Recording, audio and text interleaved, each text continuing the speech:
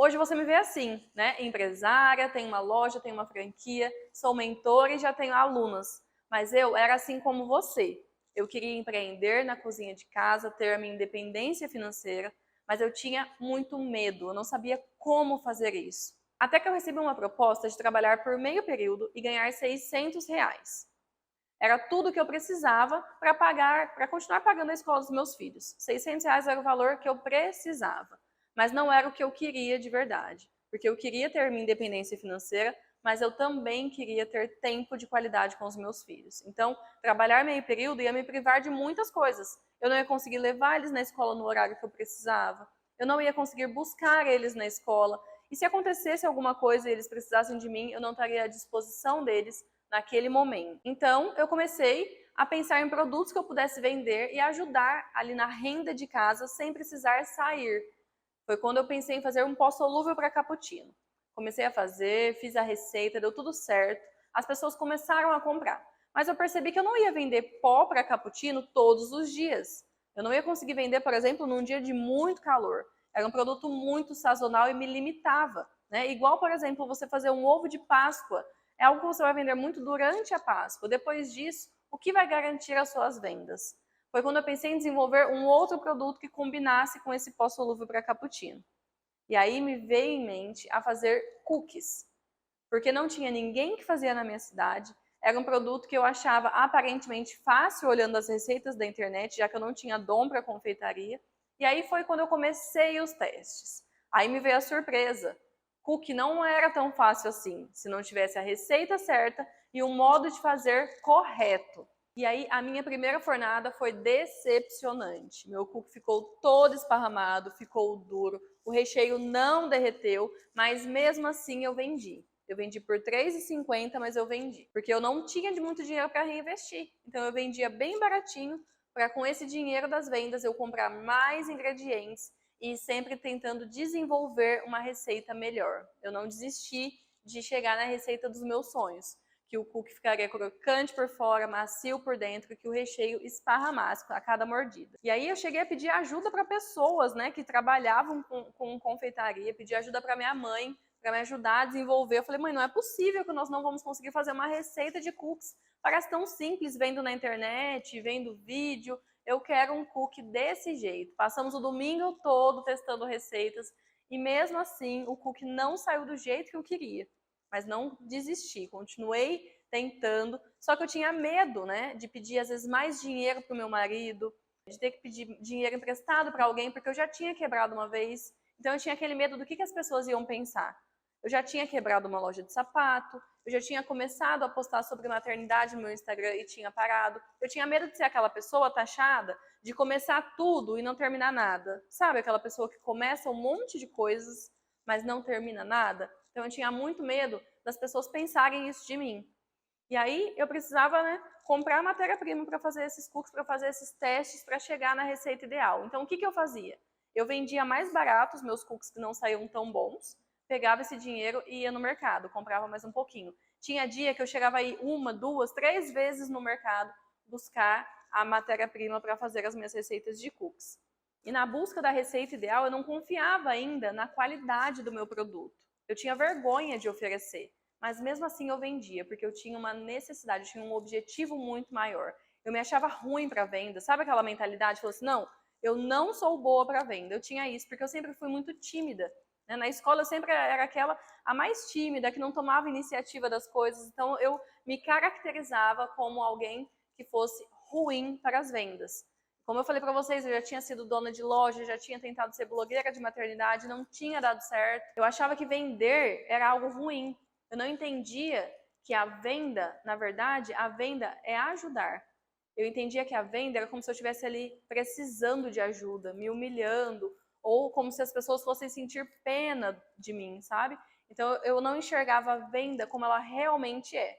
Então se você está se identificando com isso, eu passei por tudo isso há 4 anos atrás, não é nem tanto tempo assim. Há 4 anos atrás eu era essa Bruna que tinha todos esses medos, todas essas dificuldades e todos esses obstáculos para enfrentar. E agora eu me lembro da noite em que eu acertei a primeira receita.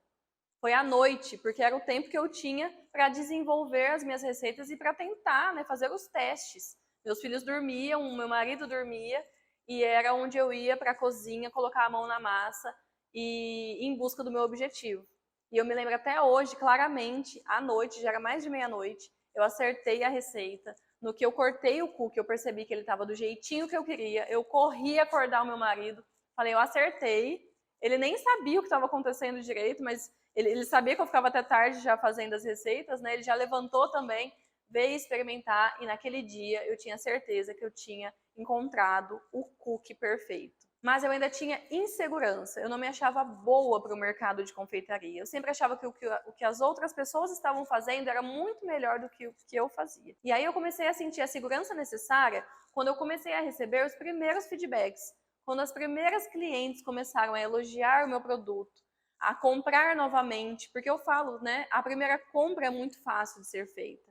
O mais difícil é aquela compra recorrente, é aquele cliente que compra sempre, toda semana. É aí que você tem a prova de que um produto é bom de verdade. Quando eu tive, então, a minha primeira revendedora dentro de um banco na minha cidade, foi a minha maior motivação para entender que ali sim eu tinha acertado. Foi quando eu entendi que eu tinha acertado a receita ideal. Ela confiou no meu produto, ela começou a revender o meu produto dentro de um banco e as vendas foram aumentando muito rápido. E aí chegou a minha primeira Páscoa e eu pensei, o que eu posso fazer com cookies para vender mais nessa Páscoa? Foi quando eu criei o ovo de cookie. Mas quando eu criei esse ovo de cookie, eu imaginava que ia ser fácil, igual as receitas de cookie da internet. Mas não foi tão fácil assim. Eu tive vários problemas para encontrar a embalagem ideal, o tempo de forno ideal, a forma de fazer esse ovo de cookie que chegasse no cliente com a mesma qualidade que eu já tinha criado na minha receita. Então foi um desafio muito grande fazer essa primeira Páscoa. Mas assim como a minha receita de cookies, tudo que eu fazia com muito amor, com muito carinho, como se fosse para mim ou para minha família. E aí, mesmo errando nessa Páscoa com algumas coisas, mesmo errando com a forma de entregar esses ovos de cookie, eu sempre atendia os meus clientes, dava atenção, me desculpava, mas sempre recebia um retorno muito positivo. Eu podia ter errado na embalagem, mas os cookies eram muito gostosos. Isso me motivava cada vez mais a buscar mais desafios, a buscar mais crescimento. E aí, nessa primeira Páscoa, mesmo com todos esses obstáculos, eu cheguei no faturamento de R$ 6.000 na cozinha da minha casa. No próximo mês, vendi R$ 4.000. Depois, no mês seguinte, era maio, mês das mães, mês de Dia das Mães, maio de 2020. Eu cheguei no meu faturamento de R$ 5.000 com cookies na cozinha da minha casa. E aí eu percebi que eu tinha criado um método composto de alguns processos. Processo de produção, por exemplo. Eu percebi que eu conseguiria replicar isso para outras pessoas produzirem para mim. Eu conseguiria sair daquele mão na massa, do operacional, e ensinar outras pessoas a fazerem o cookie com a mesma qualidade. Também o processo de compra. Saber os fornecedores ideais, as marcas ideais para fazer o meu produto sair com a mesma qualidade em qualquer lugar. Terceiro processo é o processo de marketing e vendas.